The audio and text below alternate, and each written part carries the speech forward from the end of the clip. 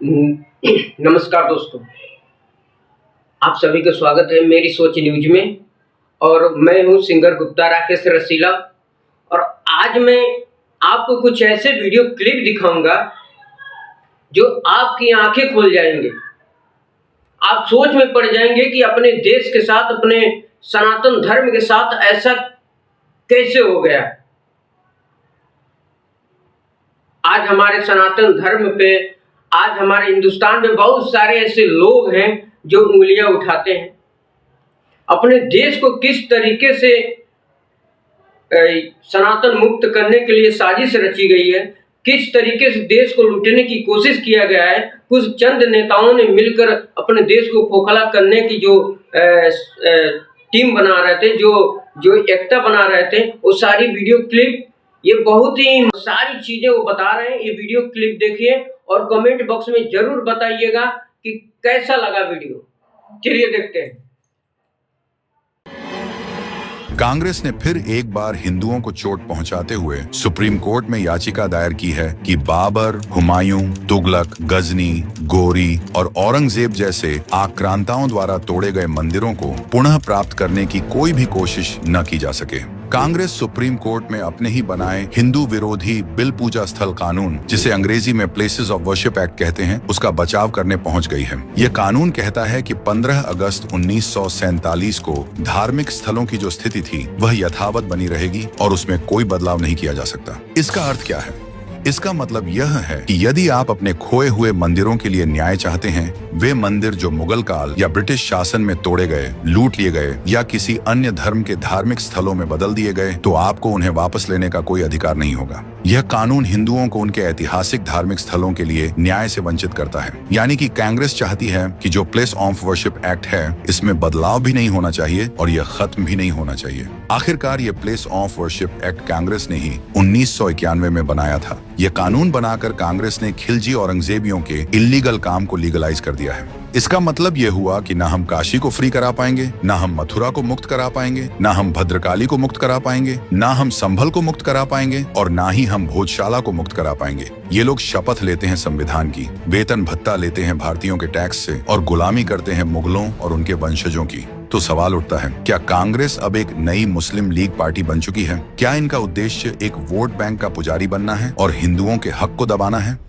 पूजा स्थल अधिनियम या हिंदू मंदिर पुनः प्राप्ति रोक अधिनियम। देखिए, कांग्रेस ने 1991 में यह कानून बनाया और अब सेक्युलरिज्म का हवाला देते हुए सुप्रीम कोर्ट में एक तरह से यूं कह रही है कि जहां भी किसी पूजा स्थल की सर्वे की मांग की गई है, उन याचिकाओं को डिसमिस कर दिया जाए। अगर कांग्रेस ये सोचती है कि इस कानून से सेक्युलरिज्म मजबूत होता है, तो नहीं, बल्कि इस कानून से हिंदुओं का फंडामेंटल राइट का वायलेशन होता है। हमारा राइट टू जस्टिस और राइट टू रिलीजन वायलेट हो रहा है। कांग्रेस का कहना है कि आप भूल जाइए पुरानी बातों को। क्या हम भूल जाएं कि गुरु गोविंद सिंह जी ने सनातन धर्म की रक्षा के लिए अपने पूरे परिवार को खप दिया? क्या हम भूल जाएं कि सनातन धर्म की रक्षा के लिए छत्रपति शिवाजी महाराज और संभाजी महाराज ने बलिदान किया, हमारे पूर्वजों ने बलिदान किया? आज उन्हीं मठ मंदिरों को अगर हम कोर्ट में जाकर लेने की कोशिश कर रहे, तो कांग्रेस आके क्यों खड़ी हो जा रही है? भगवान राम की जन्मभूमि का केस ले लीजिए। 500 साल का संघर्ष करना पड़ा। कोर्ट के कायदे के अनुसार हिंदुओं ने सबूत दिए,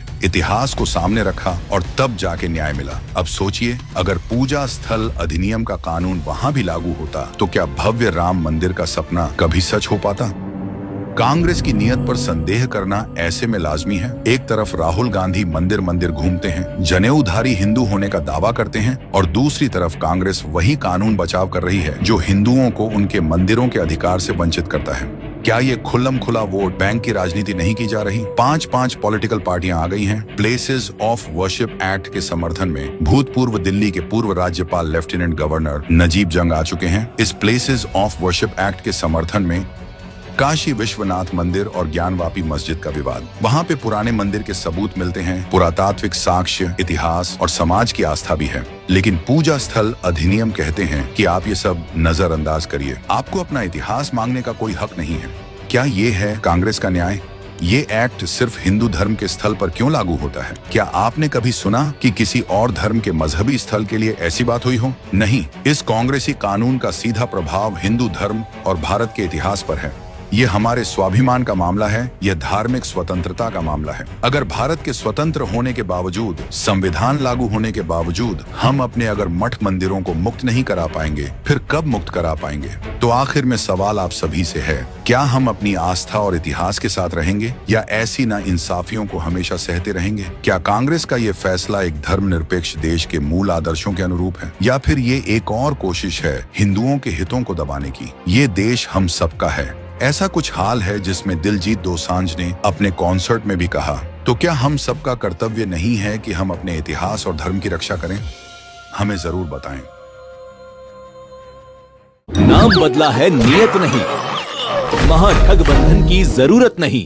आज ही लें संकल्प। तो कैसा लगा दोस्तों वीडियो क्लिप देखकर? शायद आप लोग का आंखें खोलना पड़ेगा और अपने सनातन धर्म को, अपने देश को बचाने के लिए आपको जागरूक तो होना पड़ेगा।